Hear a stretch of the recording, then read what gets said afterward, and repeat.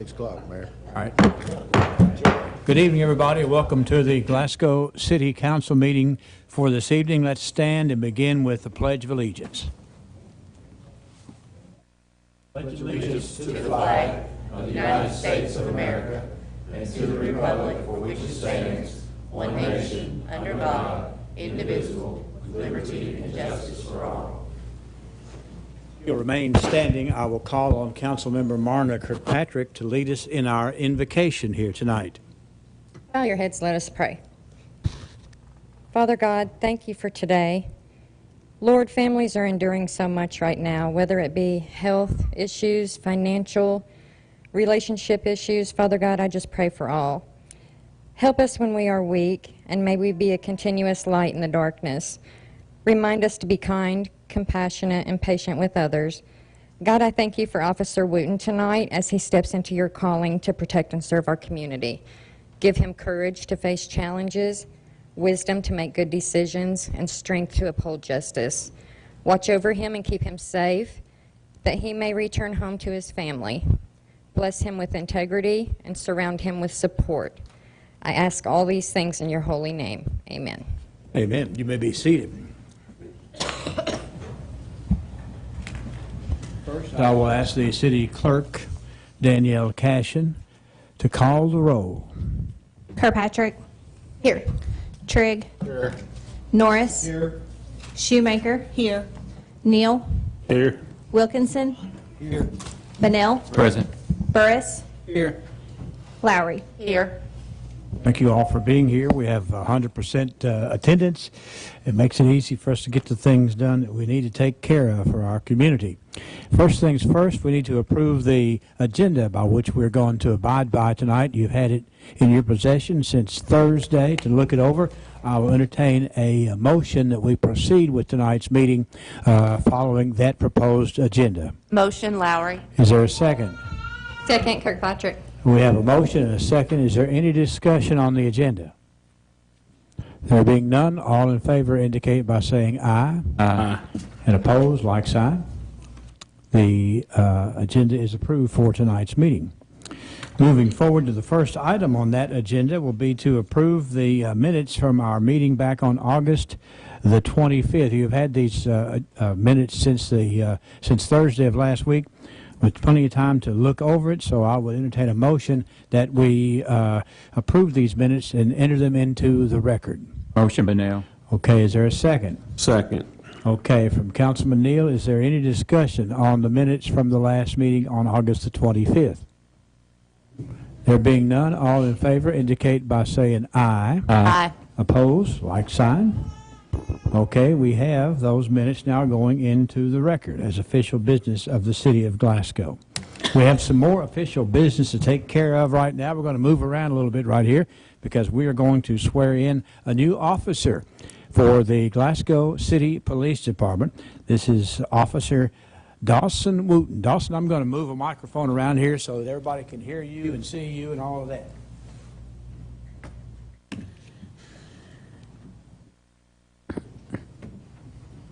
Mayor, Council, it's my pleasure to introduce Officer Wooten. He recently graduated from the Department of Criminal Justice Training on September the 11th with Class 561. He's the son of Peter and Cheryl Wooten, who are present tonight, husband to Mara Wooten, who will be pinning his badge, and father to Delia and Alan Wooten. He graduated from Glasgow High School in 2018 and served in the United States Army for 4 years and was stationed in Germany. Mayor, Officer Wooten.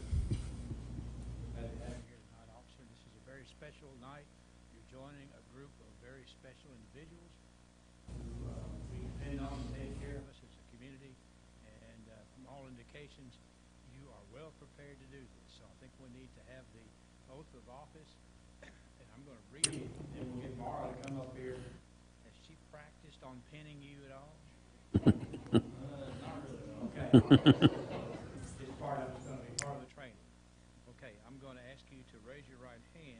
Listen to what I am saying, and then I will ask if you agree what it is that I am saying, okay? Here we go.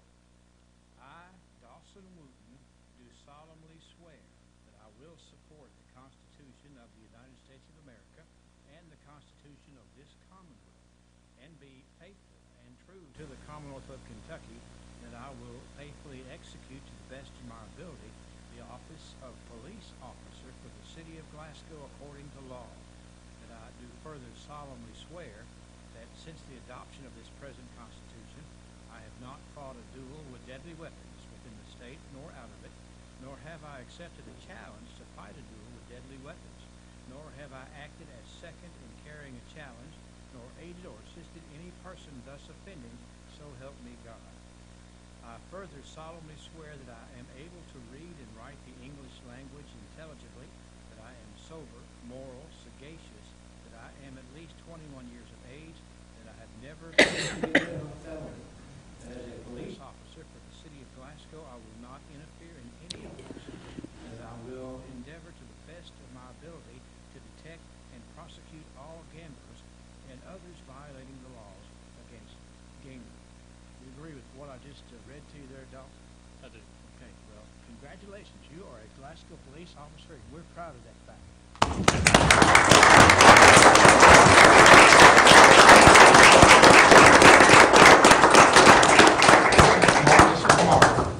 Mara is ready to, she's going to be, this is the initial pinning, right?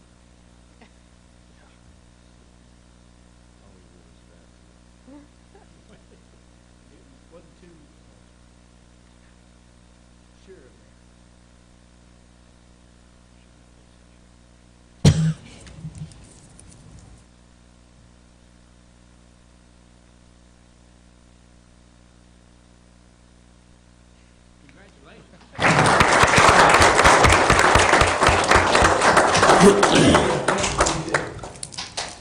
That's the best picture right there of these little ones. But I want you to pan the camera around there and look at all of the new fellow officers that are here to accept Dawson into the fold. All right, you got a bunch of good people who are pulling for you, okay? And you got some little ones right here pulling. A couple of in-laws running around here, you know. I just think it's very impressive. We're glad to have you on board. I'm going to get you to sign something for me over here real quick, and we'll get back in our seats, all right? You sign right there, and then I'll put this microphone. You're fine, they're all the same thing. You want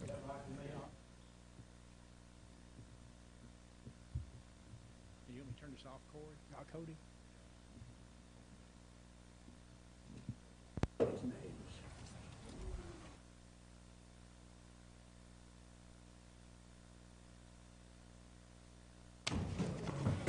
Thank you. Congratulations. Congratulations. All right. Congratulations. Next. We have some more company here tonight that we want to bring forward. We've been looking forward to these presentations that we have tonight because these are really important presentations. I'm going to call to the podium Mr. Dylan Baker. Dylan is the Chief Executive Officer of Concentric Corporation of America, who are involved in the construction of the farmers market, something that we're all very proud of. Dylan, you want to introduce your guest, and let's just get started on the presentation that you've brought with us here. We have a nice presentation, so the floor is yours, sir. Thank you. I want to start this off by thanking Mayor Royce and the council members for having us today. We're going to provide a brief presentation and update, providing context about Concentric Corporation and progress status for the farmers market. I have with me the Chief Operating Officer of Concentric, Ms. Courtney Deaton. She will be presenting. Good evening. Thank you all for having us tonight. This is the Glasgow Market Project Update. Who are we? Our role is to deliver Glasgow's farmers market with care, transparency, and pride. Concentric is an asset management company dedicated to redefining industry through innovation, efficiency, and steadfast commitment to excellence. With the focus of vertical integration, we seamlessly combine the roles of engineering, architecture, contracting, and development to streamline operations, maximizing cost efficiency, and ensure superior quality in every project we undertake. With over 45 years of experience, we have built a reputation of delivering high-quality projects that drive economic growth, community transformation. Our expertise spans design-build solution, steel erection, MEP services, interior finishing, concrete and foundation work, and site development. Meet your project team. Dylan Baker, our CEO. I'm Courtney Deaton, your Chief Operations Officer. Brian McNeil, our CFO. And Jason Brown, our Project Manager. We are committed to steadily visible progress in a market Glasgow can be proud of. Why this market matters. Farmers Market supports growers. It supports the growers of your all's local community. Local experiences connect families, creating central located event space in the off-season as well. Water Street's roots in barns, farmland, and tobacco heritage are now transforming into a hub for Glasgow's future. Getting back in rhythm. During the site preparation, Concentric discovered remnants of an old tobacco warehouse. The building remains required full excavation and removal, altering the scope of work, and introduced additional consideration into the project timeline. Progress slowed due to unsustainable ground conditions from years of storm drainage watershed. We worked diligently with the hired engineer firm to remove contaminated soils, properly installed compacted aggregates and drainage to redirect stormwaters for decades to come. With these steps now complete, the foundation is in place and construction momentum has returned. Visual progress that you all can see as a community. The foundation, the concrete was recently laid, I think that was yesterday. What are our next steps? Iron frame erected, exterior sheeting, interior finish work, and paving and curving. What are our next key milestones? The end of September, the building will be completely erected. Mid-October, the sheeting will be completed. Early November, interior finishing. And late November, parking lot, paving, and exterior signage. December, Concentric will be turning over Glasgow's Farmers Market to the city. Economic and community benefits. Year-round farmers, market, and growers and families. Gathering space for churches, holidays, events, and civic meetings. A lasting landmark for Glasgow's future. This site is for family, faith, farmers, and the future of Glasgow. In this slide, you can see a render of the Glasgow Farmers Market and what is to be expected on site when finished. And at this time, I would like to turn it back over to Dylan, our CEO, and he will answer any questions that you all have. If I may, before any questions, I would like to point out for the record, on one of the slides, there was a typo. There was no contaminated soils. It was, in fact, unstable soil, so there was no contamination. All right, and we have been, our city engineer, Jim McGowan's kind of kept us up to date on that you all had to work through that. Nobody knew that going in. But, and probably one of the most interested people in the room tonight is a guy over there named Griffin Botts, who is in charge of the Sustainable Glasgow, who's going to be the major tenant of the farmers market. And so I know that you're listening closely to what they're having to say. But I don't know, are there questions that anybody here, I'm glad you all are here because, you know, we kind of got started and we had a few curveballs and all that kind of stuff. I would really want to hear if anybody on the council has a question for you all about where we've been, where we're going, and what to look for. Absolutely. My question, maybe not at that depth, but just driving by and everything, I just want to know water, handling of the water runoff there, is everything, in your opinion, good? That's been handled and prepared for and all that?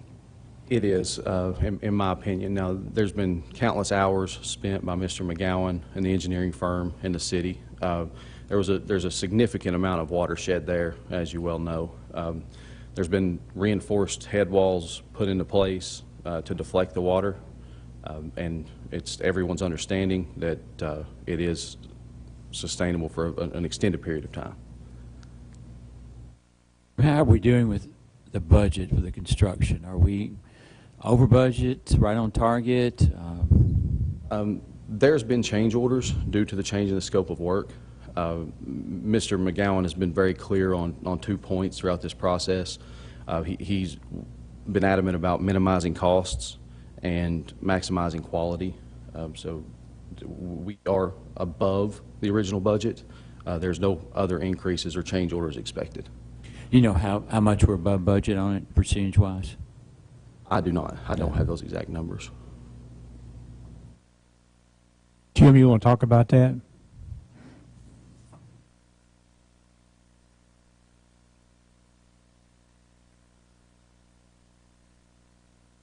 Back when this project first started, of course, we found the unsuitable soils that we had to dig out an area pretty much like I think it was 12 feet deep, 50 feet long, 40 feet wide. It was unreal the amount of backfill that had to be taken, or the fill that unsuitable soils that had to be taken out in the field, put back in. That was close to $95,000 or $100,000 change that we had. And most recently, there was a $80,000 change order. It's somewhere in that ballpark of $80,000 change order for the finalized drainage design that come out in I believe it was the second week of May. We got the final construction plans for the drainage up from the project. And the reason that didn't come out until May, we had to see what the Judicial Center was doing next door to us. They had some issues with conduit running across. It was when I say conduit, it was a duct run for fiber optic crossing the property that they couldn't. They originally thought they could go under it, and then they couldn't. They had to go on top of it. So the Judicial Center actually designed 2 elliptical pipes to go over the top of it, so we had to readjust our project to accommodate for that. Basically, instead of it being 8 to 10 foot deep like we had first anticipated, it's about 6-7 feet deep, and as you can imagine, the basin had to spread out. So that was all redesigned and done about the second week of May, and with the change order then is somewhere around $75,000, $80,000, I believe. I don't have the numbers in front of me, but we're talking in the neighborhood of $160,000, $170,000 change order, which is still with the closest bid that we got on the job. We're still, I'll say, $400,000 below the next bid. Mm-hmm. And Jim, do you anticipate any change orders that you haven't been made aware of? Any more at this time. Do you, Dylan? I mean, we've talked about this the last couple of weeks, and I don't see any more changes. I mean, everything right now has been, anything that can be uncovered, we've uncovered it. You know, we had bad soils, and I had to wait on the final designer for the drainage for the project, and once we got all that going, I mean, I think change orders. So. All right, thank you. Was there not an environmental site assessment prior to the start of this? Yeah, we actually had Randy, it wasn't a environmental site assessment. It was a geotechnical review of it. And I was asked how many borings did I think that it needed. I said, hey, it's just a pre-engineered metal building. Go out there on both ends of the building and pop two holes in the ground. Well, both findings come back red clay dirt 1 foot deep. So basically, rock was 6-7 feet deep, I believe it was. I can't remember exactly, but it was a typical geotechnical report that you get in a situation like this, and it's like this was presented during the bidding process. Everybody knew that, hey, we've got red clay dirt a foot deep. We peel that back, we should be good. Well, lo and behold, where those 2 points was actually punched in the ground, that was one of the only 2 spots that hadn't been disturbed of the whole entire site. Apparently that was right at the edge of where the tobacco warehouse had come at one time, and you know it's just not feasible in a job like this to actually go punch 10 or 15 holes in the ground like you would on a 50-acre site or something. But hindsight's 20/20. I wish we did now. You said something about the warehouse, and Yeah. I mean, I remember the warehouse. I Yeah. mean, I could probably There were- do that there without were, punching a hole. There were somewhere in the neighborhood of 150, 200 cross ties buried 10, 12 feet deep on it in an area that actually didn't get drilled. Is the project manager, is he on site very often? Is he weekly, bi-weekly, monthly? Project manager Jason Brown, he's on site bi-weekly. The superintendent, Ray Pollard, is on site at any site of activity. There has been several delays in the past month and a half, all of which Concentric takes full responsibility and liability for. From this point forward, Ray Pollard and Jason Brown will be active on the site. I appreciate you taking the responsibility of that. Is there any financial benefit for that, reimbursement for as long as it's taking to get this done? I mean, I don't know where but it looks like. Absolutely, yes. There's a potential for liquidating damages where then you would recoup some of those monies. I hope so. We actually started this contract was signed like the second week of January, and the days actually began 10 days after. At that point, we had give them actual days to actually get this finished, which is supposed to be done this next week, I believe. And some of the earlier progress meetings, there was a couple of weeks weather delays had been asked for, which basically end of September, 1st October when this was supposed to be done. And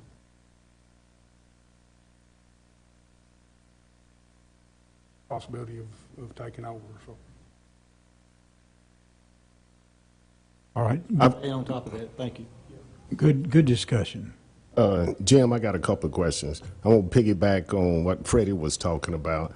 I mean, the first slide she showed, it was called Big Springs. So I don't think there was any confusion that there was a lot of water or potential for water to flow down through there. In the past, folks were allowed to bury buildings, whereas today you can't do that. And by it being buried 10 to 12 feet, that gives you a little bit of leeway. I guess my concern would be, as a farmer and someone in this community that sees it happen all the time, the potential for sinkholes due to the nature of the soil that we have around here, the limestone rock. Are we prepared, and the drainage system that you put in, is that going to be able to handle the pressure, say, of another fall or a spring like we just said? Yeah, that was designed to take into consideration the amount of water that actually flows down through there, Joe. As far as the car system goes, never know when a sinkhole will fall out. I mean, that's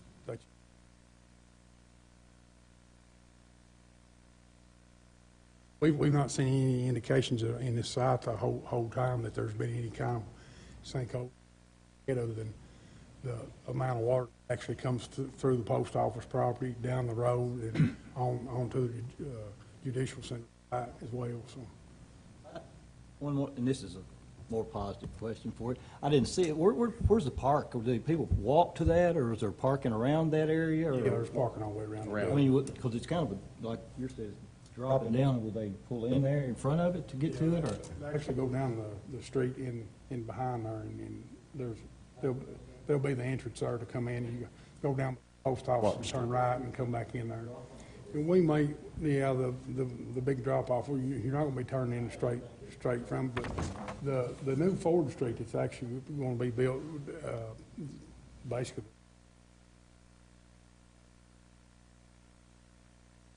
we're going to look at later on putting in an entrance to it off the West Main. Saturdays, you'll have I'm assuming the Judicial Center will have parking, so Yeah, you will have that needing all on the Saturday. entrances we can get and all the parking we can get out there too. So. Questions? Anybody got anything else that, well, I mean?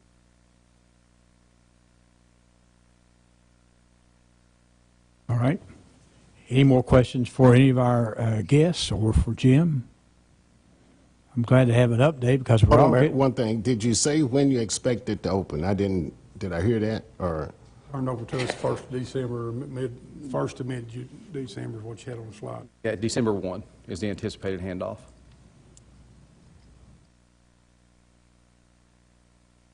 All right. Well, there's just a lot of questions and a lot of interest in seeing the progress continue, and I'm glad that we had this meeting so we can kind of see where we were, what the holdups are, and I think that what you've given us is a doable schedule for the turnover and everything, so I feel good about that. If there's no more questions, and we just want to thank you all for being here, and I know that you know Griffin Botts, but he might have a few questions for you too before y'all slip out as well. Absolutely. I appreciate you being here. Thank you very much. All right. We're going to continue with some people who are sharing good news with us, and I'm going to call Rob Campbell up here. Rob is with QK4. We have some exciting Johnson farm update information coming. Rob, glad to have you with us here tonight. Rob's been here before. We've been very involved in this project, but you're here for a good reason. We're talking about moving forward, sir. Yes, sir. Happy to be here tonight. Thank you for having me. I'm excited to tell you that we're moving on to a very important phase of the Johnson Farm property. As you are well aware, we did complete a due diligence study in the past and lay out some options for a master plan for the property. Just piggybacking on the excitement of getting the property and grasping this opportunity to make a difference in the community. So again, as the mayor said, I'm Rob Campbell. I'm with QK4. I'm the project manager for QK4 on our efforts and leading the project with the city's assistance, obviously. This property presents a really neat opportunity, kind of probably one of the last chances to make a concerted difference in how this community develops. And so it's been really cool to be part of the effort. And so I'm excited about it as well. After completing the master planning and due diligence efforts, where we identified that there were no fatal flaws, that's the ideal behind the due diligence is, are there any fatal flaws, reasons we shouldn't proceed? And none were determined or detected. We moved on to the next step of outlining some covenants and restrictions for the development of this property to basically guide it, steer it towards a development or an outcome that would be something this community can be proud of. That effort is complete. City attorney has even reviewed those as well, and we feel like we've got those in order. The next critical step is really the main thing I wanted to focus on, and what I'm talking to you about tonight is the issuance of an RFP. We're going to move on to the step of identifying a developer to work with to develop this property. So in the master plan we identified areas for public spaces, and we identified 3 areas, 2 residential and really 4, 2 commercial, and a main roadway through the property. So as a result of that, we're taking that information that we've developed and we've created a 9-page document that will go out this Friday to developers. We've identified 10 developers that we're going to send that direct to. We're going to also advertise publicly to solicit as much interest as we can get. And we're going to solicit proposals from these developers. So the process will happen between now and the end of the year. So this is going to take a little bit of time. As you can imagine, with 157 acres, there's going to be many options for how a developer might see this going. And we're going to need a little time to evaluate that. So we're going to release the RFP this Friday. We'll have a pre-proposal conference with these developers that show interest. So we'll have a chance to meet with them. They'll have a chance to visit the property and ask questions about it. And then we'll issue any addendas or answers to questions that are necessary as a result of good questions that come up and maybe some tweaks or changes that maybe the mayor and the city decides to make, or that the developers have asked for that we feel like is warranted. Then we'll go through an evaluation process where we'll weigh out what's submitted by these developers. What's their plan? Do they have the financial stability to do this work? Important questions like that. So we'll run through and make a recommendation. We'll interview the firms that we feel like are qualified to do this, to complete this development, and make a recommendation to the city for you all to act on. So just a summary of the items that are in this RFP, and then I'll open up for questions. But basically, we give a background. We let the developers know what else is going on, because there's a lot of exciting things going on in the community, including the improvements to 1297, for instance. Important information that they would want to know. Also important that the city is going to be making some improvements with relation to the connector road that will go on the property. Very important. Utilities are available. It's a big deal to developers. Do I have to do a lot of front-end work to bring utilities to this property? Items like that. So we've laid out that baseline information for them. We've given them clear guidance on how we're going to communicate during this process. They're obviously aware of the pre-proposal conference. And then we go through the deadlines, the details of what specific items we want them to produce.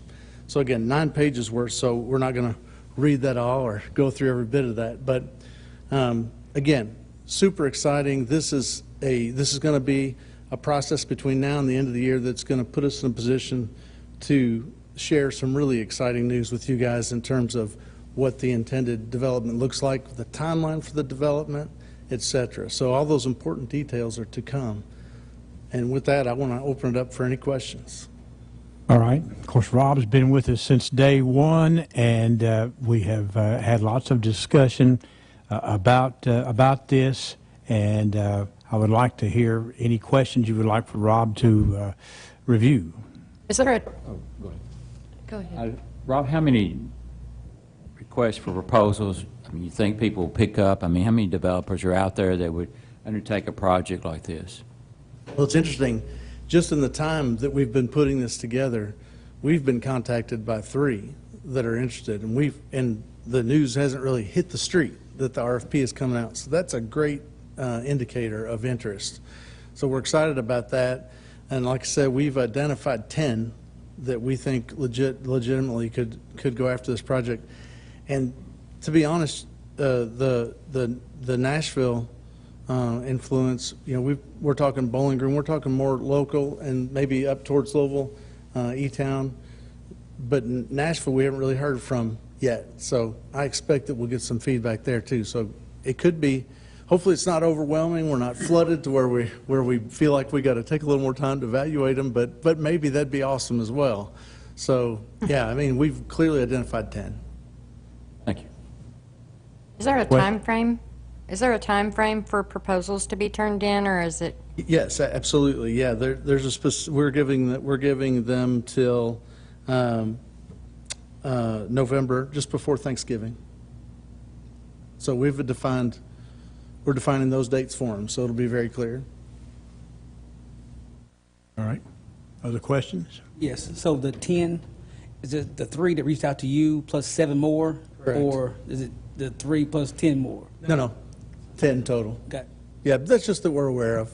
Gotcha. I would hope we'll get more than that. So sorry, Trick. Go ahead. I'm not sure if this question is for the mayor or you, but how does that work after the proposals come back? Well, we'll evaluate the proposals. Weighing this out will be, I think, somewhat subjective because there's a few key items to consider. Have these developers done similar work in the past? Very important. I need proof of that. What's your financial position? Are you in a position to outlay the cash necessary to do this work? What's your intentions of how to work with this community on this project? Can we be sure that you're stable as a company? That's another crucial thing. And then also their vision. The city has a vision. We have laid that out. We've laid it out in the RFP. But also they may look at it and say, I like that, but I'd like to do this too, but I think it will work a lot better. And that's what they're going to present to us. And that's why I say it's a little subjective, because if they prove they've got the chops to do it from past experience, if they prove their financial position's acceptable, and then they give us a vision that we like one better than the other, that's the kind of differentiation we're going to make. So that process is what will take place after that Thanksgiving submittal, pre-Thanksgiving submittal of proposal. I guess I'll ask the question that everybody wants to ask in this community, and that is do we expect these new, the RFP, whoever comes in with a proposal, will we get a return of our money? The money that the city has invested in purchases this property, will these individuals be purchased this piece of property as their own property to development, or will it still be the property of the city with somebody else developing, and then we're in the land manager mode? So that's what the question is I get from the community, and that's mine for you. Great question. You will not be a land manager, and it will be sold. City has no desire to be in the property development business. We just are in the business of making things happen. These RFPs, are they for the, you said 2 commercial and 2 residential areas? Are they for both? It's one RFP with multiple potential options, because they'll be able to submit on one or all of the areas. You said utilities would be provided. Are they? I know there's utilities with a house. Yeah, let me be clear on that. Thanks for saying that. Utilities are available and capacity is available. Now, that doesn't mean we're extending utilities to their individual buildings or whatever their development portrays. There's going to be some necessary extensions, but they'll be much shorter than if you had to run it 3,000 feet just to get to the property. The property is surrounded by the utilities, is probably a fair way to say it. And one of the RFPs, do we have a spot? I know we talked about a piece of property for the sports complex, possibly, that the county maybe, is that kind of everything surrounding a certain spot or certain area for that? Has that been picked out, or is that, Yes, we're actively meeting. That's the exciting thing about this, the way the timing's working out is, I call them parallel activities. We're meeting with the county, working through those details. We're putting the RFP out. 1297 is being improved. The city's working on the connector roadway, all moving forward at the same time. So that's really kind of a perfect scenario. I'll shut up. Joe, I'm going to piggyback off his question. So, they're selling the land. What is the city's part of maintenance once, say, it's all developed and the communities are set up and it's just the roads and the utilities, and that's about it? Yeah, utilities, it will be the same as in any other development. The utility will, whatever easements they control, they'll be responsible to maintain their facilities. And then the only thing that really the road is, and if the city decides to retain it, maybe there's a piece of the property that in the end it makes the most sense to make a city park, and something like that. So one thing we've done that I think is intelligent is to leave ourselves some flexibility to react to what we get. So, worst case, say that only the 3 developers respond, and maybe we don't hear what we want to hear. We've also made the effort to put the wording in the RFP to say, hey, we don't have to do anything with this RFP. We can punt and do it again and reshape it. So we've left ourselves the flexibility to consider those types of ideas. And that be on the web to look at, to somebody that's not on the go out and buy it and develop it that just has interest in looking at what you're putting out? Yeah, it'll be available through, I guess, is the city, but it'll be through Lynn Imaging, as it was our intended venue for public advertisement. And I think it's probably appropriate in the days coming to put it in the local paper as well. Not the full 9 pages, but an advertisement. And, you know, I think because it's an RFP and it's issued publicly like that, there's no reason that any individual couldn't request that through the city. Is that fair, Mayor? Is that? That's right. Of course, there was some discussion that we might have to actually register these with the PVA's office before in other words, to make them completely, I guess, legal, but we haven't really talked about that. That's what our meeting a little bit later in the week is going to be. Because we want to be the thing is, when we do this, we want it to be uniform for anybody that looks at it and accessible for anybody that wants to see it. We don't want anybody to come along and say, well, I didn't know that, or y'all didn't tell me that, or whatever. It needs to be uniform across the board, totally accessible to wherever we need to do to get that out there. And I have a feeling a lot of these developers, a number of these developers that we have talked to have done this before in much larger scale than what's maybe been done around here before, so they're going to know where to go look for it. You know, one other important thing that I should mention as well is that the next step after we select a developer is that we will then negotiate the sale and the process through that important next step. So if for some reason we weren't able to complete that negotiation, we're also making it clear that we'll go on to our second choice as well. You said something about flexibility being in the RFP, and I guess, say a developer comes in and wants to buy the whole piece of property to do his own thing and everything else. Is that much flexibility in there, and then we're not committed to trying to help the county, and then the county would have to renegotiate with whoever it is? Is that fair? I think that I couldn't say that that's our intention. It's definitely not our intention. But if the city is not committed at this point legally to do anything yet, so I think is it fair to say, Mayor, the Yes. city is currently working with the county and working through that process. I couldn't speak to the details of that right now, but if the mayor called me and said, "Hey, Rob, the whole thing's on the table," then we could do an addenda to talk about it like that. So. Essentially there is that flexibility, but that's certainly not the intent. Right now, we've been talking with them specifically about a specific space on the property. All right, I'm gonna be a poor person here and just say, somebody walks in here and says, we're gonna give you, how much did we pay for it? $6 million? We're not gonna take $6 million? Oh, and just sell it for what it was purchased for? Yes. Yeah, we definitely, I think it's definitely moved beyond that.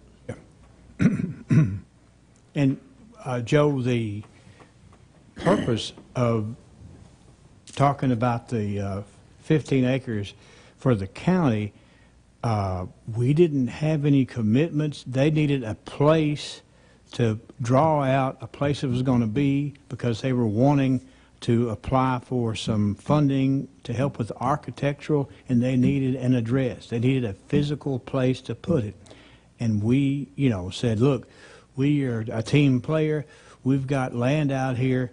We'll give you a place that it would work. However, realizing that that's not a commitment for that one particular place. We might have to move it around a little bit if people coming in looking at the residential think that they'd like to have a little more this direction or that direction.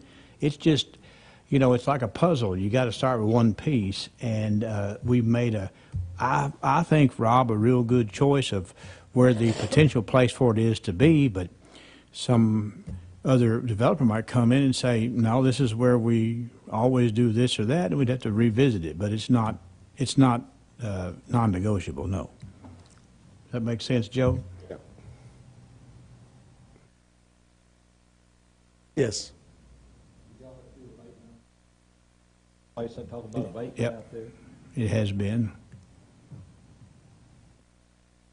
All these ESAs, you covered that earlier. You've done all Yes. the soils. We're not running into the tobacco warehouse underneath the property there? Or No, the Phase 1 identified nothing of that nature. It's ready to go, I mean, as far as, The Phase 1 actually identified nothing. So it was pretty clear. Mayor, I would just like to remind, the council, when we looked at this property, some time ago, and we looked at it from the opportunity to develop commercial property there, residential property there, and for recreational use. I mean, we're looking for a way to diversify and generate income off of this property, and also control its development. I mean, we're looking for this to be a hallmark for the city of Glasgow. And that's why, we worked with a good development company and with QK4 helping us with the engineering, the site on it.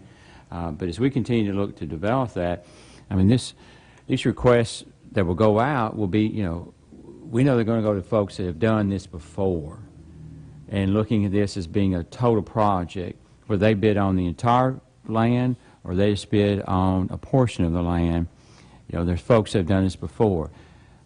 And I do want to go on record tonight to saying that, the indoor sports complex that we've talked to with the Barron County Fiscal Court and the Judge Executive, that is, in my opinion, is a valuable part of this property.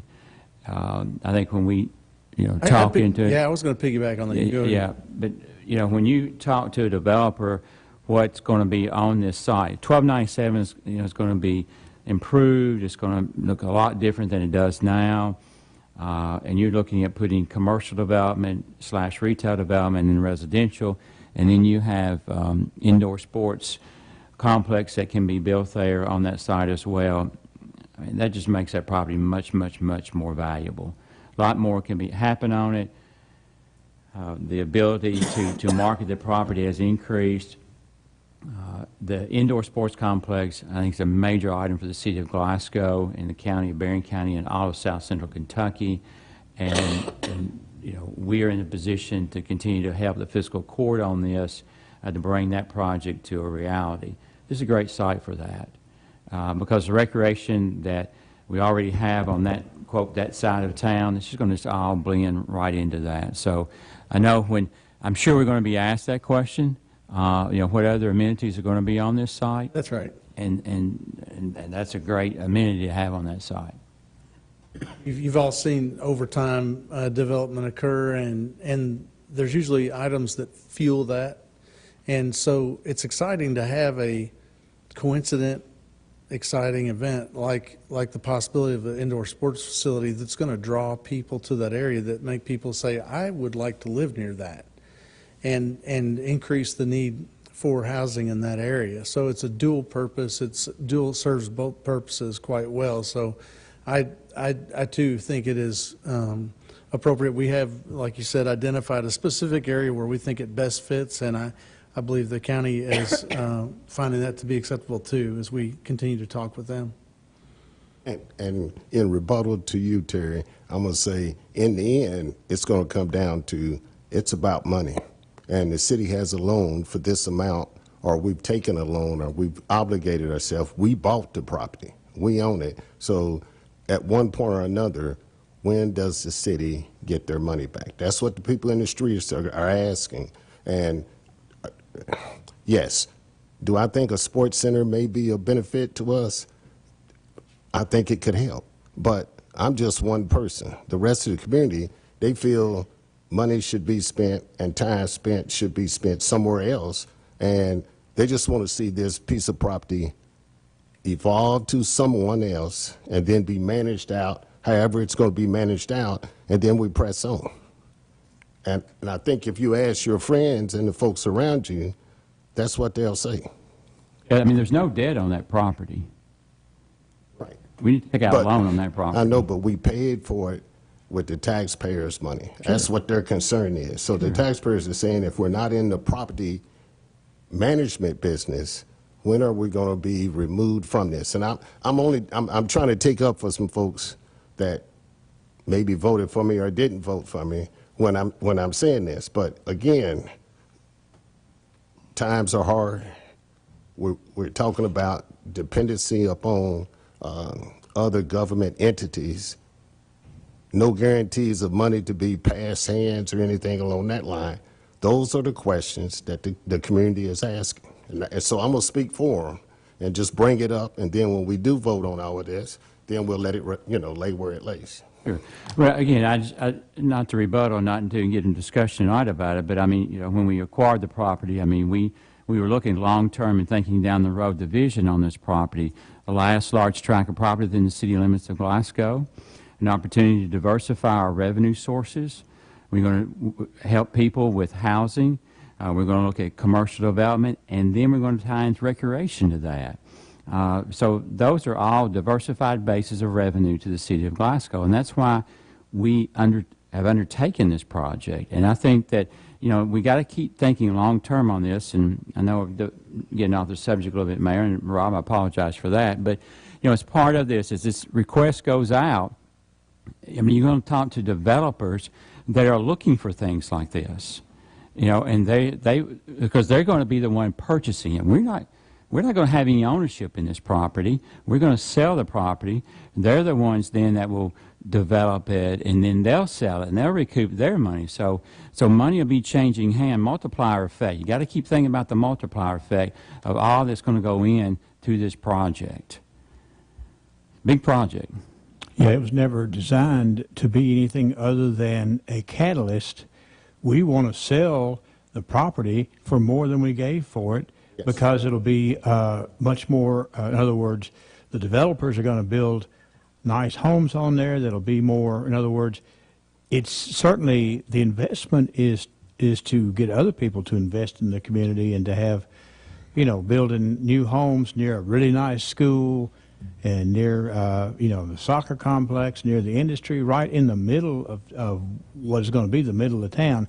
But we were in a position to take the lead. If we waited for people to come in here and buy slivers of it and have to finance it and all these kind of things, it wouldn't have near the potential to take off.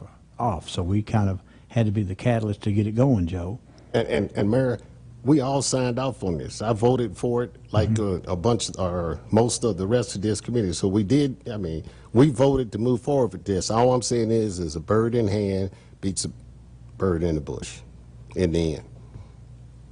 That's why we're ready to. Friday, we're going to be kiting off an RFP for sure, and there's already interest out there. All right? That's right. Good discussion. It's important to talk about this. Any other questions for Rob? Thank you for being here, Rob. We really appreciate that. Yeah, happy to be here. Thank you. And QK4 has a great deal of heritage of working with developers who have built really nice residential areas and commercial areas in many, many, many towns in Kentucky and other states. And so you've got a feel for it. Thank you. Thank you all. All right. We have a very patient CPA sitting there in the audience. It is time for us to hear the presentation from the audit firm of Taylor, Polson and Company. The principal of the company is one Jeff Carter, CPA. He has been involved in the process of conducting the audit. His firm has been deeply involved in this, and we're going to sit back and we're going to listen to the presentation of our audit for the fiscal year 2024. Jeff, I'm going to turn it over to you, and you give us the instructions of what we need to do to listen to what you have to say, sir. Thank you, Mayor. You should have, well, I hope everybody has a copy of the bound audit report, and where I will direct your attention first to is page 6. And on page 6, this is our independent auditor's report. It's a report on the financial statements. The first paragraph there is in the opinion paragraph, and it talks about what was audited by us, and it states that we've audited the financial statements of the governmental activities, the aggregate discretely presented component units, each major fund, and the remaining fund information of the City of Glasgow as of and for the year end June 30th, 24. and the related notes to the financial statements. And then the second paragraph is in our opinion, based on our audit and the report of the other auditors, the financial statements referred to above present fairly in all material respects the respective financial position of the governmental activities, the discretely presented component units, and each major fund and the aggregate remaining fund information of the City of Glasgow as of June 30th, 2024, etc. What that opinion means is on the financial statements, it is a unmodified opinion or an unqualified opinion or a clean opinion, depending on the terminology that you're used to hearing over the years. That means that the financial position and the financial statements inside the audit as of June 30th presented fairly, presented what the activities of the City of Glasgow was, and properly reflected what the balance of the assets, liabilities, et cetera, was, or what the revenues and expenses were for that time frame. Okay? The rest of the audit report talks about how we based our opinion, who's responsible for the financial statements, which is the city and the city's management, what our responsibilities are for it, and then it moves on over to the other information and other reporting requirements, which is another report in the back. What I will direct you to briefly is on page 13 and 14. This is a net position of all governmental activities compared to 23 to 24. And as you can see, your total assets decreased from 72 million down to 64.8.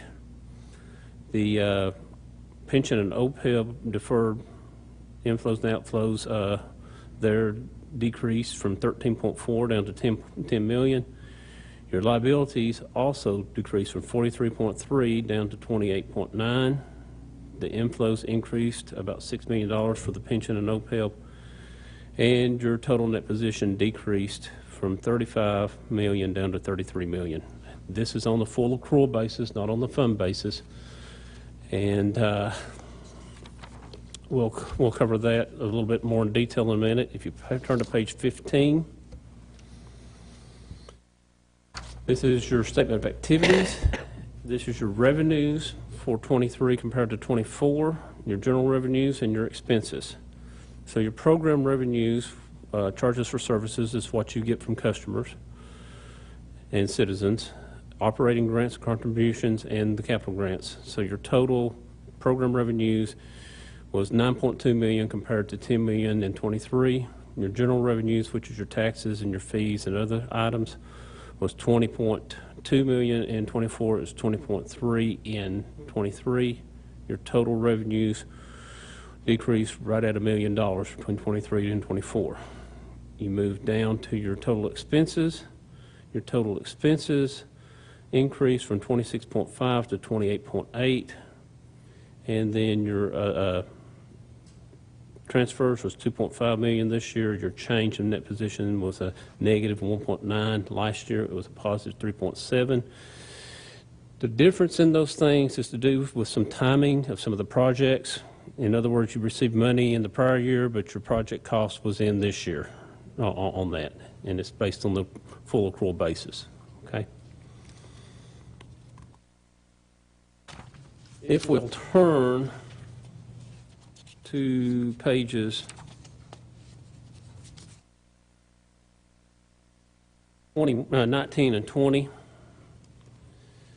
that first financial statement that I went over, this is the same in more detail on the governmental activities, and then it also reflects your component units in total, which is your airport, your electric plant board, and Glasgow Water Company. So your total assets was 64, as we covered earlier. On the component units, it's 135.6 million. And as you move down, your liabilities is 28.9, and the total for the component units is 48.3. And as you move over to your net position is 33.6, as stated earlier, and then it's 84.6 for the component units. Page 21 and 22 and 23 is the second financial statement that I covered with you in more detail, showing you how much expenses were for each, administrative all the way down for the 28.8 million expenses, where the revenues actually came in and where your grants came in. And then at the bottom shows all your component units in total, 43 million in expenses, 45 million in revenues, 3 million in grants, and the component units had a $5 million net revenue, while the city had a 19.6 expense. Then when you turn to page 23, you have your other revenues for taxes and things that comes in, reconciling down to that $1.9 million loss, and the component units had a $6.7 million profit. 24, 25, and 26 is your fund basis. And you've got your general fund, your sanitation fund, and your other governmental funds. That is a modified cash basis. In other words, it does not reflect the notes or any notes or leases payable. It also does not reflect capital assets such as building and equipment. So on that basis, you have 15.1 million in the general fund, you had 10.7 in the sanitation, and your other funds was 8.6 for total assets of 34.5. Your liabilities on that, since there's no debt reflected, is only 5 million in total on page 25. And your total liabilities and fund balance, your fund balance is 29.4 down at the bottom of page 25. And page 26 reconciles that $29 million fund balance to the $33.6 million net asset, showing how much is for capital assets, how much is for your notes and lease obligations, how much is for the pensions. Page 27, 28, and 29 and 30 is on the fund basis. So on that one, you have total revenues of 29.9 on the fund basis. You had expenses of 28.9. You have an excess of revenues of 942,000. And when you move over on page 30, your total excess or change in fund balance is a positive 2.6. And that is where I am saying earlier on the full accrual basis, you had the loss of 1.9, but on the cash basis, you have 2.6. It is all to do with the timing of the grants and things on how they were spent this year. Are there any questions on that? 31 is that reconciliation showing those differences between that $2.6 million profit and that 1.9 loss. Your next sections, I will just point out the details of the water company, the electric plant board, and airport is on page 34 and 35, 36 and 36 as well. And then we move to the notes to the financial statements. I will only tell you the notes that the notes explain all these numbers and how they get there. The main notes that I will point out to you concerning this audit is on pages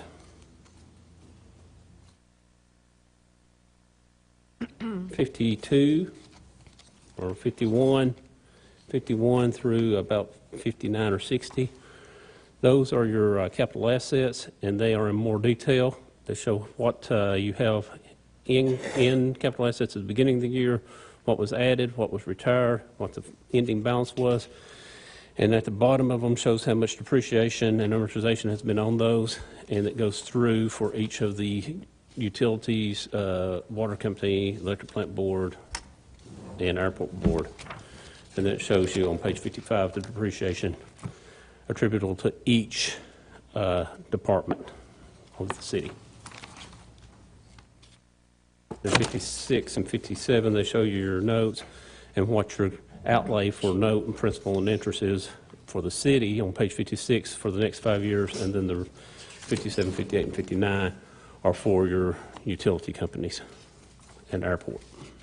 Okay. The next section I'll point out is your budget. That is on page 86 and 87. Shows your original budget for the general fund, what the final budget was, what the actual amount is, and your variance. And as you can see, your total revenues, you have a favorable variance of $1 million. You budgeted for $21 million, actually got $22 million. Your favorable variance for the expenditures, you budgeted for $24.5 million, you actually only spent $22.3.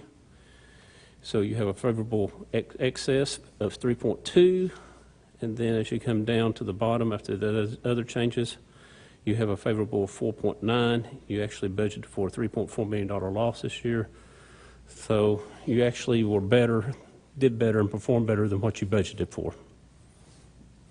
Page 88 is the land and sanitation budget.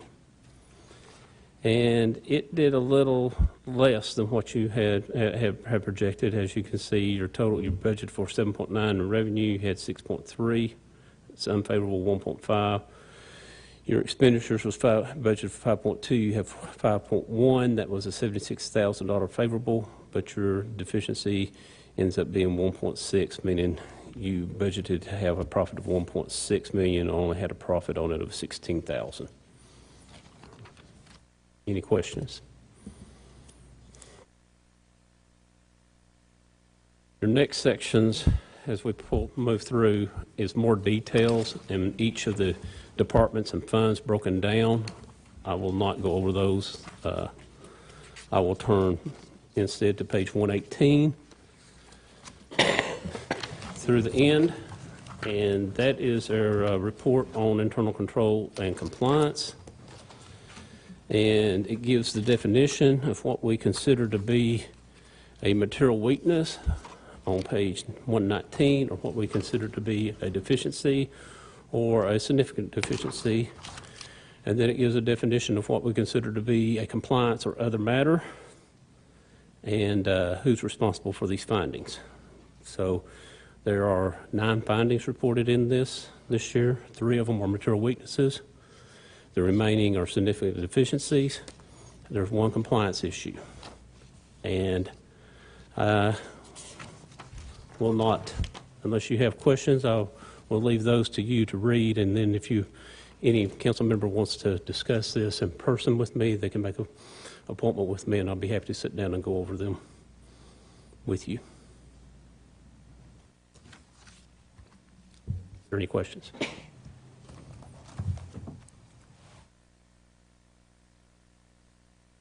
Questions for Mr. Carter? We appreciate this takes a whole lot of time, and your folks have been here and plugged in, and everybody's had the chance to read it.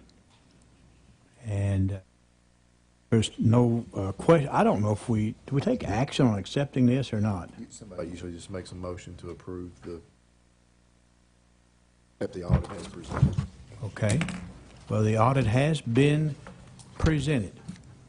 And Mayor, I got one thing. I got a few things. I didn't know we was going to move that fast. Okay. So first, I'd like to say, after all the years I've been on the city council, I think this is probably, I pulled a couple of audits, and I'm looking at the fact that we have findings and stuff. I guess if you were running a business, you might say, after all this time, we're about due.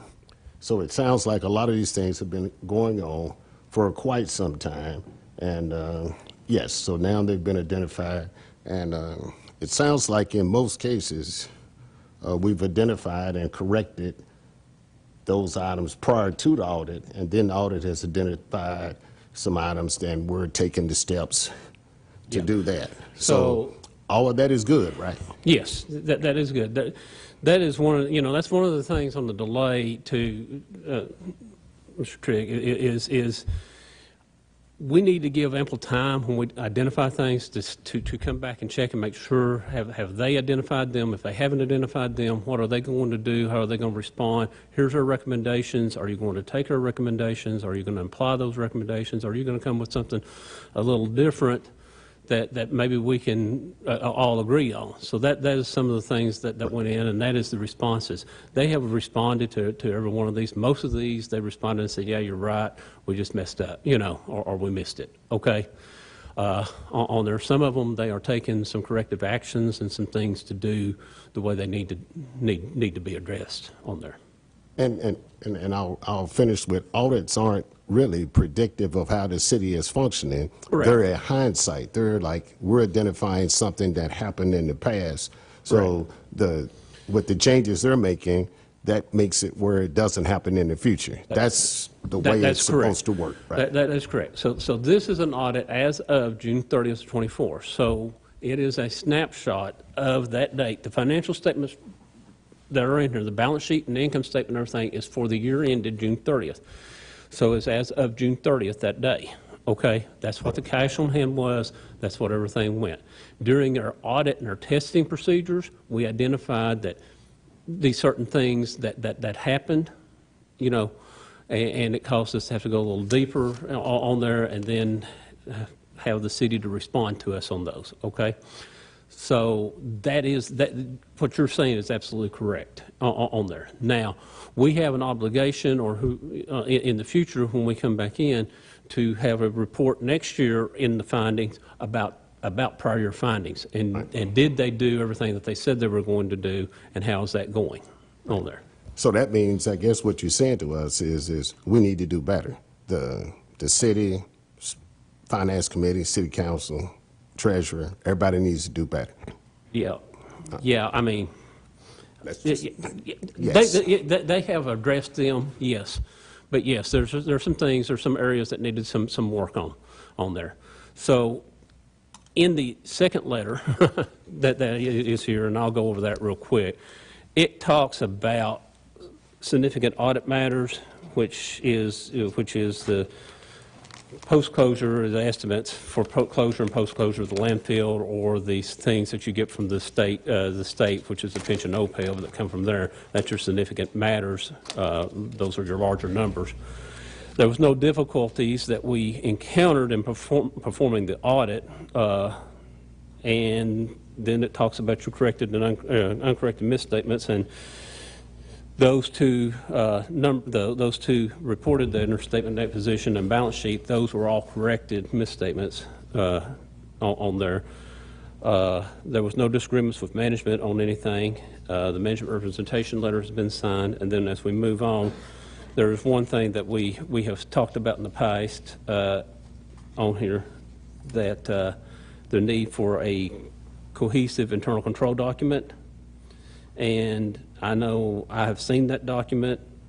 I have not seen the final version, but I've seen a draft version of that. I know that document should be coming to you all on there, and that will help with some of these items that has happened on there, because it'll be in one place, and nobody's questioning what the internal control is on that. Okay. Discussion. Anything else? I will say this, from a management chair, an audit that says we're perfect doesn't mean anything to me. You need to tell me what we're doing wrong that we need to do better. And I think that the results of this, we see some things we need to do better. We've already implemented the ways to improve them, and I just makes me feel good about the job that you all did and the way that this has been presented. Thank you, Mayor. Okay. Just, in a nutshell, we're looking here at 140 pages, 50 pages of thing in 5 minutes, running through it. And I have taken time to look through here and still not understand 70% of it, and I'm not going to sit here and lie to you.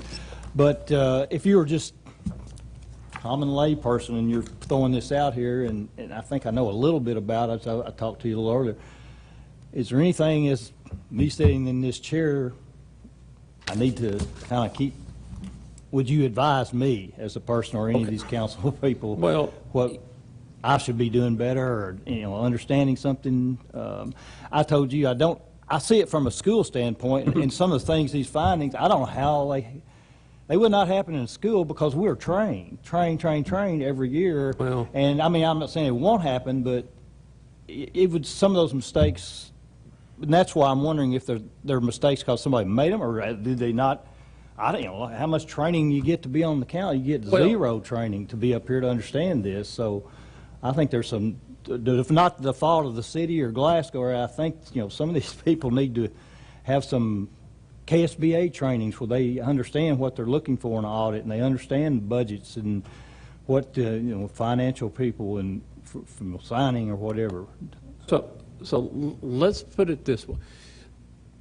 I guess what I'm trying to say is your financial reports that you have been getting from your treasurers and from the finance department, they have been pretty well spot on, okay? There haven't really been needs for significant adjustments. Most of these adjustments that I talk about that were posted, those are adjustments that come from the state of Kentucky for the pension and OPEB plan, and you have to wait until they finish their audit, and then they have a big long list of how much percentages to each entity that is in the CRS program, okay? And that's what most of those adjustments are, because frankly, you don't know what those are. So when I say the numbers that you're getting and the information you're getting in your financial packets and everything, they're pretty good on that, okay? Now, what happens and where the potential is on these findings, if they're not addressed, you have the potential of something getting out of hand very quickly and then it becoming a material or something that can misstate it, okay? It's not saying that what happened there misstated the financial statements. That didn't happen on there. It just basically said there was a break in an internal control. It wasn't properly followed to do with whatever each of these 9 are, okay? And if you don't get your hands around it, or if they don't get the proper training, it is the potential that it could happen and be significant in the future. And it raises the risk of that area to be looked at harder in the future on an audit to make sure that has been taken care of, okay?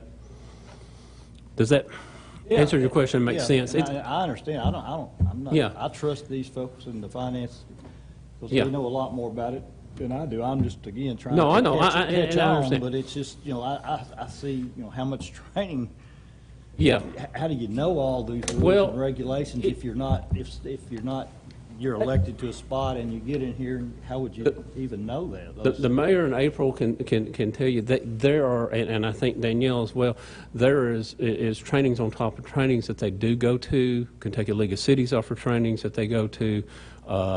There's, I don't know, Mayor, you can speak more to the different trainings that you go to, but there are several trainings. I know that the former treasurer had went to several trainings as well in the past. I'm sure that Victoria, the current treasurer, is going to those trainings as well. City clerk, and certainly our police department is very well trained too, as well as our 911 dispatch people.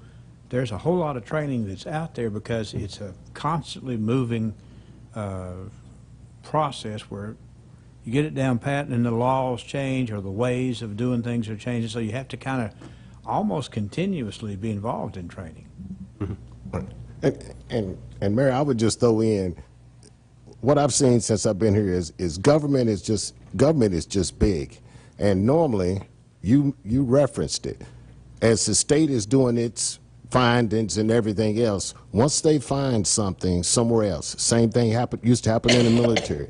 The big wheel is turning, and then somebody identifies something at base X. Well, by the time you get a chance to look at it, they're going to go to all the other bases from now on, and that's what they're going to be looking for. And they start identifying problems, and the goal is that the wheel will keep on turning, and there'll be improvement so that everybody's improving at the same time frame.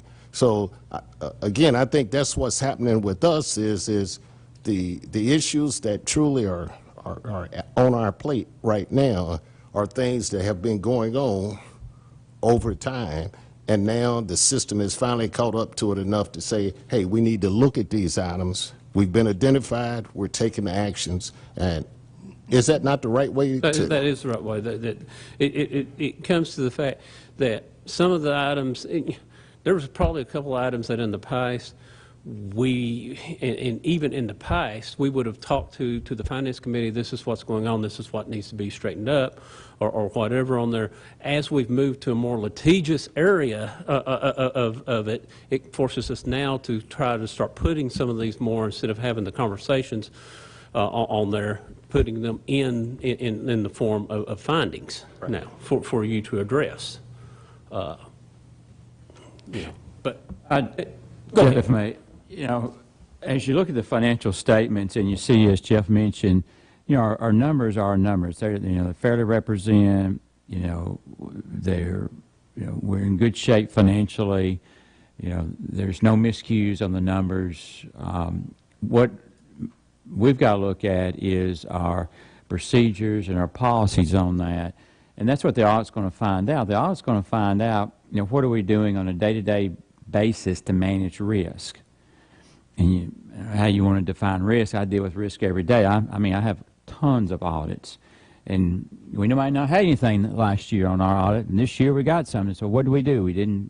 What happened to us? Well, we forgot something. We wore another hat. We had more work on something else, and this got by us. So you have audits to find things, and you want audits. And the mayor addressed it earlier. Do you get a clean audit? That makes you feel really good. But there's opportunity to learn from the mistakes that you have. But the important thing for us to take away is that the financial numbers, I would say the cash in and the cash out, Jeff, break down to that, is fairly represented by all of our financial statements. Does the city need to do a better job on the management? Okay, yeah. That's what those 9 findings tell us. And there's an opportunity to manage risk. And those findings, as you see in this audit, you see the response has been made. And those will be the first items, as Jeff said, when the next audit cycle comes through, those are going to be looked at first. Did you comply with those items? And if you complied, then you move on. If you didn't comply, then there's more discussion that's got to occur with that, and we've got more issues. But, from the finance, side of it, I think we're managing risk. Are there improvements to be made? Yes, there are improvements to be made. And with the mayor and the executive side, then they got to make those. One real quick example this week is that this week we're required to periodically update our ethics policy. So we had Kentucky League of Cities was going to come down here, and we were going to have an ethics training to make sure that our ethics policies were in line with the law. Lo and behold, they called Danielle and says, we can't do that because they've changed all of the ethics laws. We can't be trained in ethics as long as they keep changing the laws. That's just one of those things and what's going to happen is we're going to wind up having to beg them to tell us when they're ready for us to have the training because we're required to have the training. That's just one of the things you have to deal with. All right. Anybody want to make a motion that we acknowledge the receipt of this particular document? Motion by Bonnell. Okay, from Councilman Bonnell. Is there a second? Second, Norris. Okay. We will, if no further discussion, then we'll call the question. All in favor of approving the acknowledgement of the receipt of this document indicate by saying aye. Aye. And opposed, like sign. All right. Thank you, Mr. Carter, for being here. Thank you, Mayor, and thank the city, and thank your hospitality when the ladies was up here performing this audit. I appreciate it. Y'all have a good day. Thank you very much. Thanks, Appreciate Jeff. you being here. Thank you. All right. We hadn't worked very hard here as a council. We've been listening to people here tonight, but we got to move forward and get a couple of things done. Rich, we have some municipal orders to deal with, sir. Yes, sir. This is an order appointing Patrick Slater to serve on the Glasgow Municipal Airport Board to fulfill the unexpired term of Sam Chambers, whose 4-year term expires July 31, 2027, adopted today's date.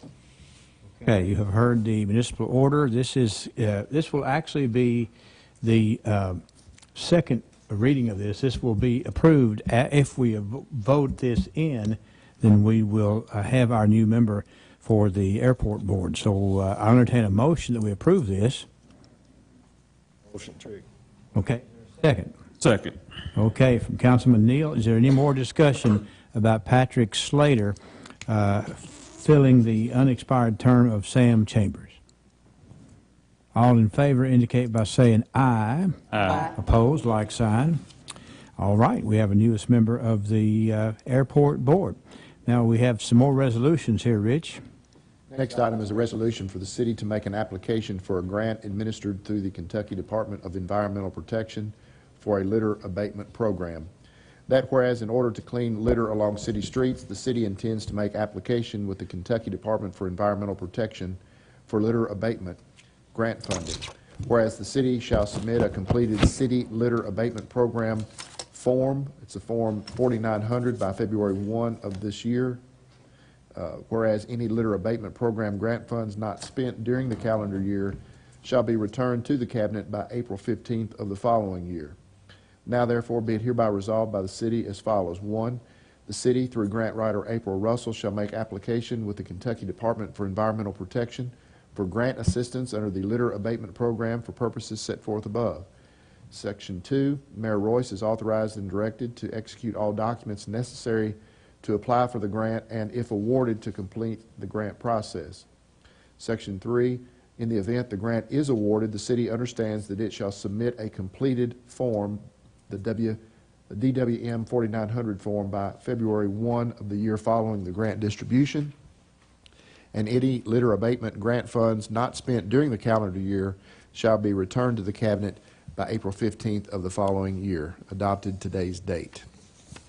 All right, you've heard the resolution about making the application for the grant. I will entertain a motion that we approve this particular resolution. Motion, Lowry. Is there a second?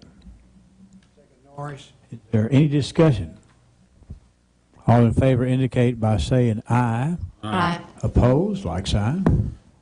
The resolution passes. Another resolution regarding some equipment.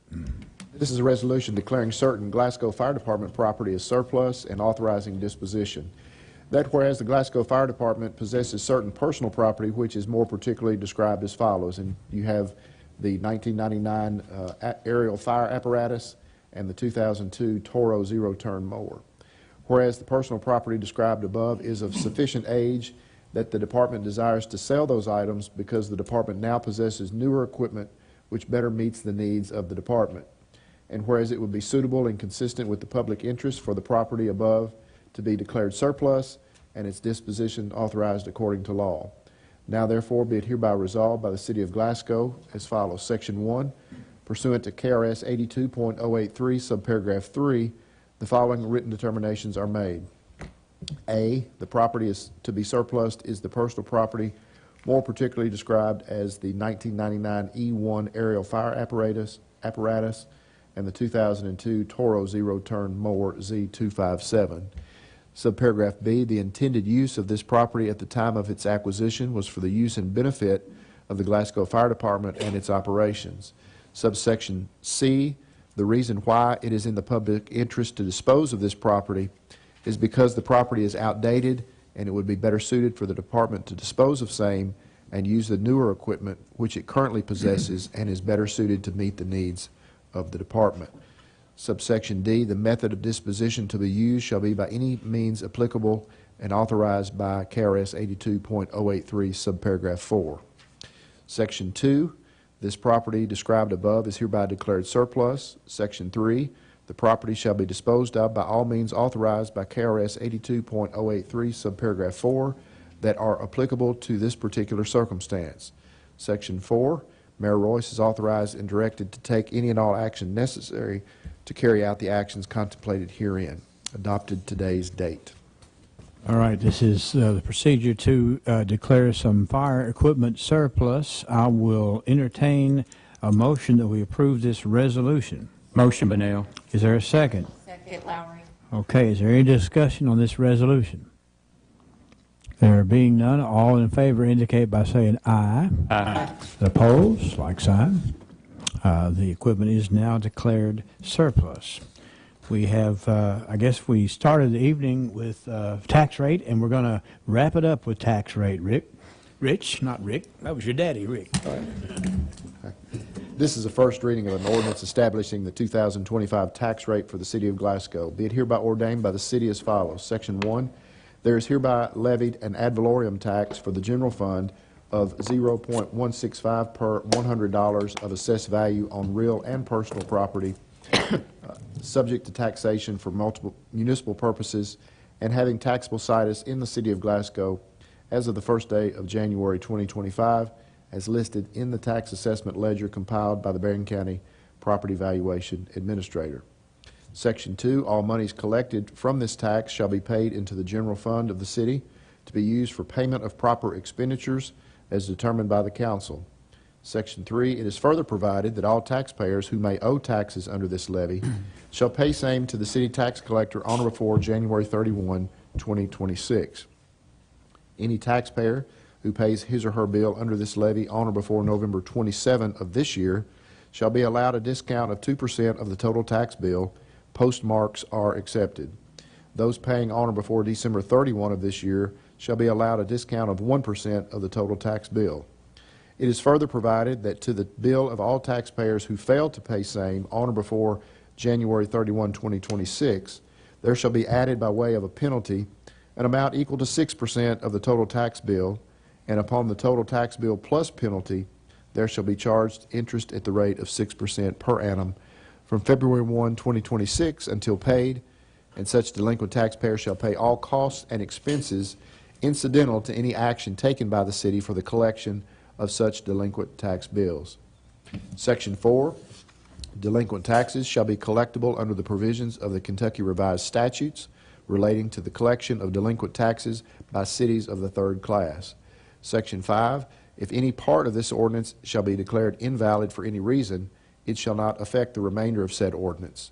All ordinances in conflict herewith are hereby repealed to the extent that they may conflict. And lastly, Section 6, this ordinance shall take effect upon its passage and publication according to law. Okay, you've heard the first reading of the ordinance establishing the tax rate. We've talked about it. It's been advertised. We've met all the requirements. And so this first reading of this ordinance, we need to consider a motion to pass it on first reading. Motion, Bunnell. Okay, is there a second? Second. From Tommy?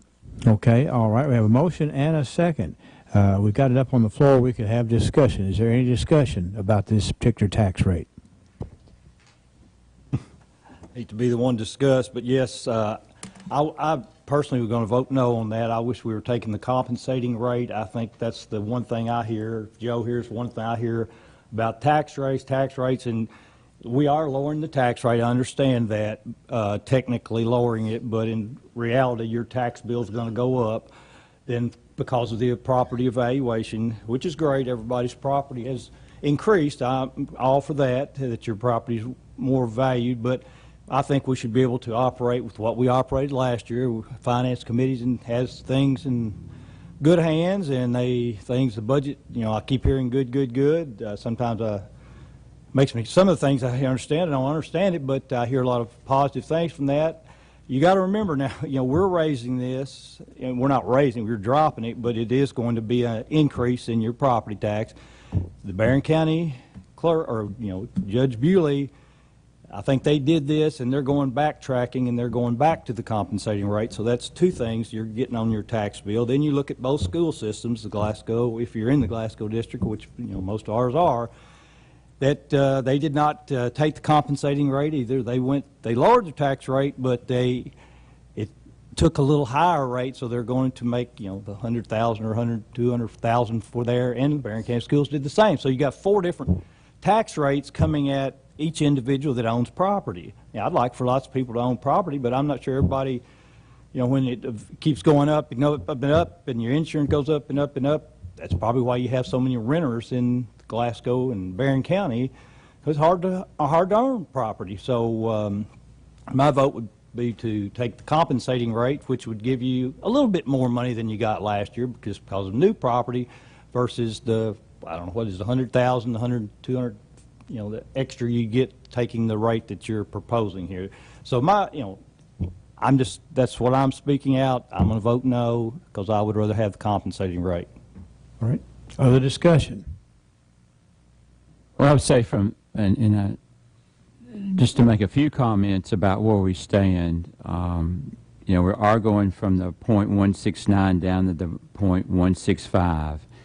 And when you look at our budget that we've got in place right now, when we take the .165, we're actually going to have a shortfall in our budget for the tax, the ad valorem tax, the personal property tax, by about $36,000.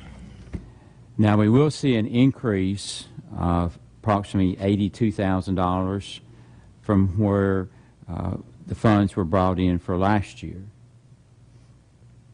However, when we look at running the city and all the other costs involved that we've had increases on, from insurance to fuel to supplies and all across the board, then I think the .165 is a good compromise for us. It's going to be fair to everybody. We've got to still operate a city. We can't take a drop in the tax rate and then get behind the ball, so to speak, when we start running deficit budgets. And so everybody needs to be prudent in the management of what we're doing with this. You know, if we took the compensating rate, we bring in about $18,000 more. Now, I think that our expenses are going up more than $18,000. And so there is an opportunity for us to recognize we're going to have a shortfall in what we had budgeted, but at the same time throw out for the citizens an opportunity for their potential taxes to come down on their real property, the ad valorem tax. Now, you talk about the PVA's value. Well, some people may see an increase and some people may not see an increase. If my property is not reassessed, then I'm going to pay less money in ad valorem tax in 2025 than what I paid in 2024 because the rate went down. So we as a city council don't control the PVA. We don't control the assessments. We don't control what you build your house for, what you buy your house for. All that we're trying to do is use the ad valorem tax as a way to help us continue to run city government. Ad valorem tax and our other taxes, personal property tax, are not a huge component of the overall general budget. But we've still got to look for ways to diversify the revenue stream for the general fund, because we keep depending upon our occupational license fee, then we're going to run ourselves out of people that are being employed in the city limits of Glasgow, because we can only push that number up so high. And when we went from 1.5 to 1.75, it made a large difference in our operation of our city. So I think, you know, this is fair. I think it's important to us to be prudent in the management of the funds that we get. And I think that as we look forward, that we're saying to the citizens of Glasgow that we can take below where we had budgeted. Our budgeted numbers, we're going to miss on the budget because we looked at valuations. And I don't think the valuations are going to be as high as what we had anticipated in our budgeting process. And so we've got to live inside this budget, attempt to live inside this budget. And so where are we going to cut other funds at? And I think the .165 is prudent. I think it's expedient.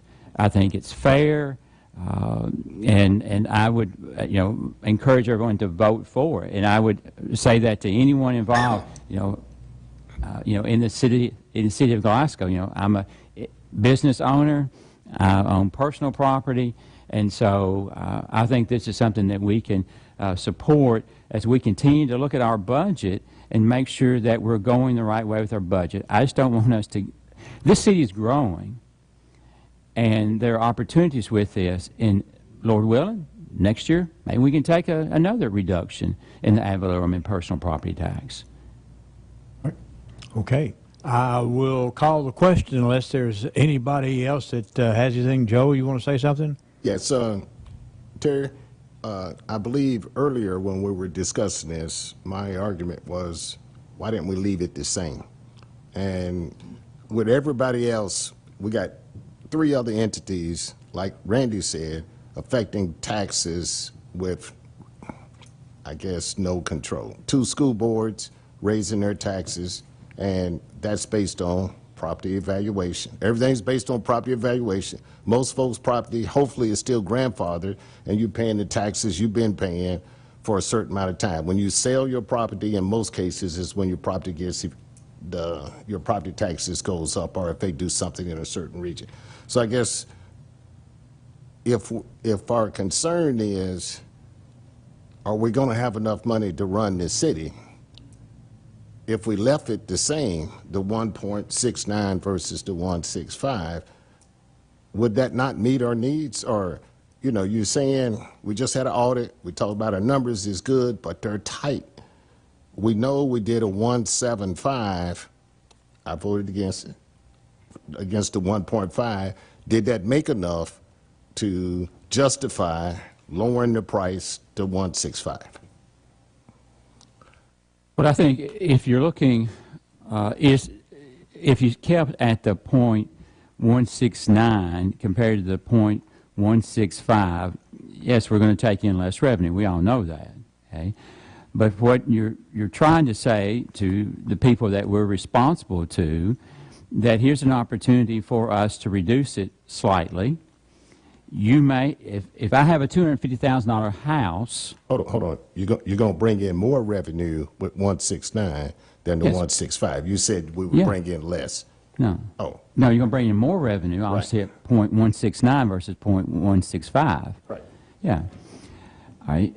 On my property, if I have a $250,000 assessment, then I'm going to be saving $10 a year on that, on my tax bill for the ad valorem tax. But getting back to the point, getting back to what Councilman Wilkinson said, you know, we hope to help our city to run in a very fiscal manner, where we're spending our dollars in the right way for the right reasons. And I think if we can move this down to the 0.165, we're doing that. We're bringing in more money than we did in the previous year. Okay, we're bringing in more money. Yes, we're going to miss what we had budgeted, but they're bringing in about $80,000, $82,522. If all those numbers come back, then that's what we're bringing in more money. But also at the same time saying, you may be paying less. I may be paying more, but you could be paying less because your property did not change its valuation. All right. We have to depend on the Finance Committee, the mayor, and the treasurer to make these decisions. You bring them to us, and all I'm saying is, if you say to us, you can continue to run this city the way we've been doing, then we can work with this change. If you're saying to me, you're going to come back in 6 months and you realize property evaluations didn't do anything, and now you're shortfalling on your thing, now we're doing budget changes and budget amendments because we don't have enough money, and that's my concern. But if you're saying you're the chair of the Finance Committee and you guys look at all this, the mayor has seen it, treasurer has seen it, we've seen the audits and everything else. If you say we have enough to run this city with this change, then I say we press on.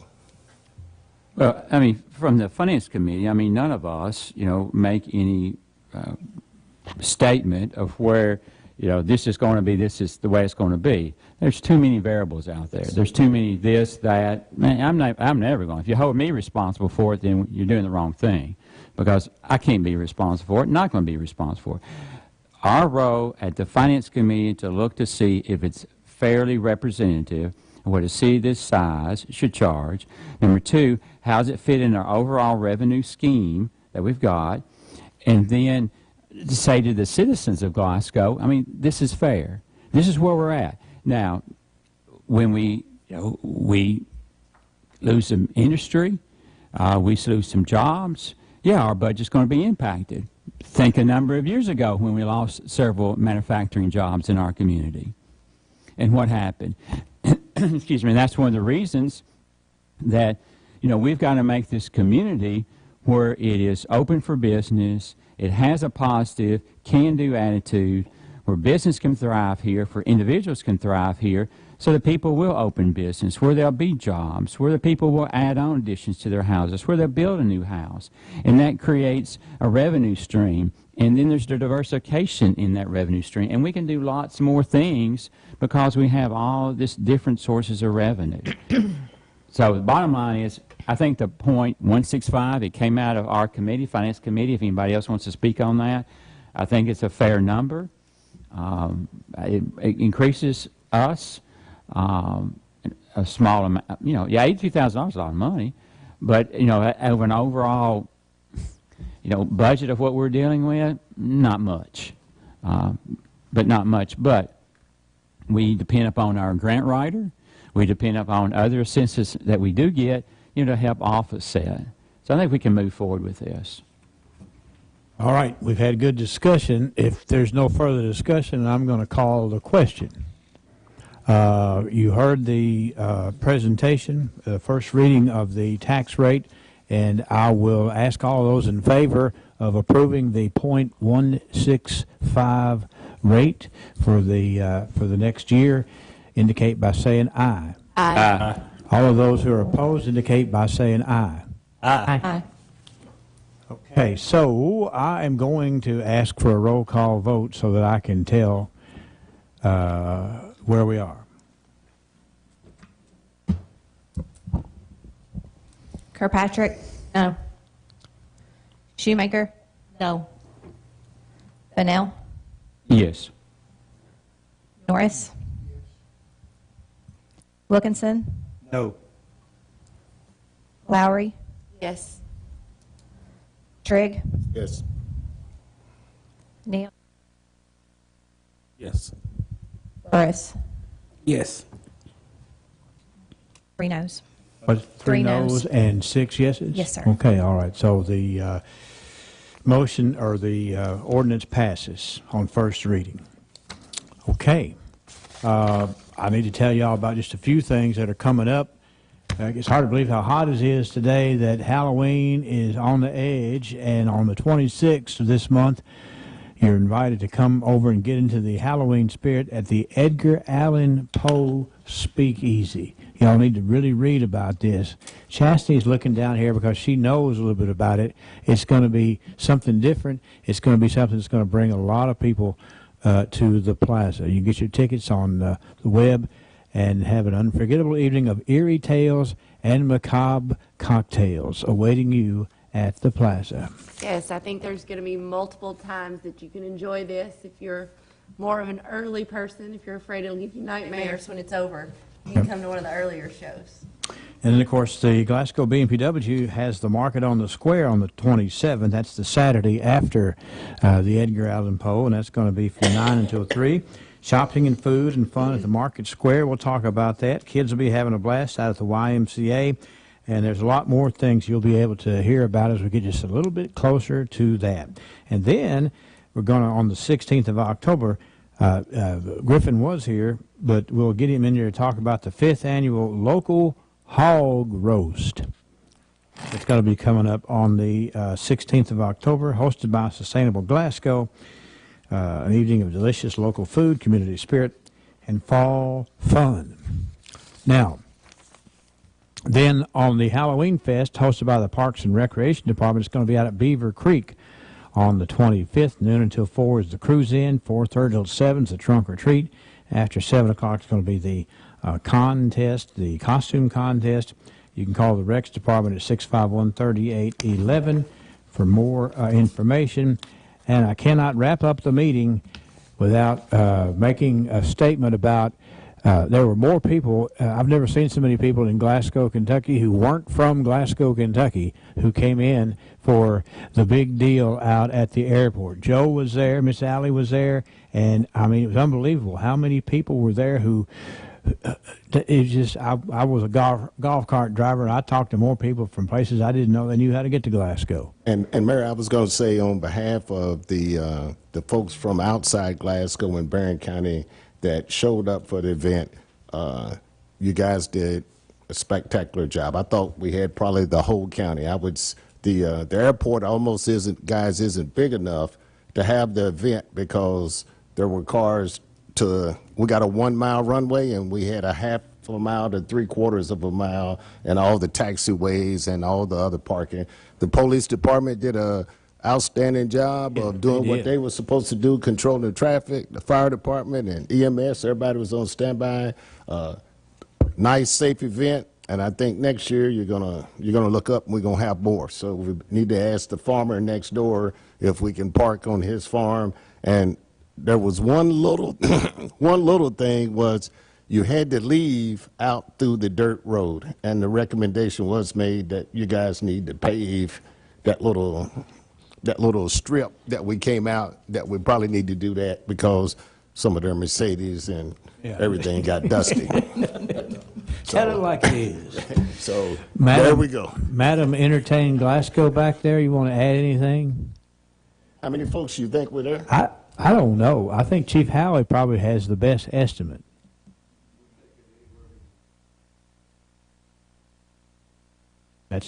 That sounds very accurate to me. Very accurate. And they all had a good time, too. All had a good time. So. And Councilman Neal handed out beer to every one of them. That's right. Councilwoman Kirkpatrick was there. She helped with the hot air balloons, and we had several people that came out. We had volunteers that came out from all different places. We had great sponsorship. Farmers Propane filled up all of those propane tanks after the balloons were done. TJ Sampson, of course, was our big sponsor. Aim Neal come in there for us. So we're really appreciative to everybody, all the volunteers, and everybody that came out. Thank you, and thanks to all the volunteers, and thanks to you all for being here tonight. It's important, but we have to be able to take care of the items that are before us, and I appreciate everybody's patience for being here, and I would entertain a motion that we would adjourn. Motion. Okay, I think we have two right there. One's first, one's second. Okay, all in favor indicate by saying aye. Aye. Thank you all for being here.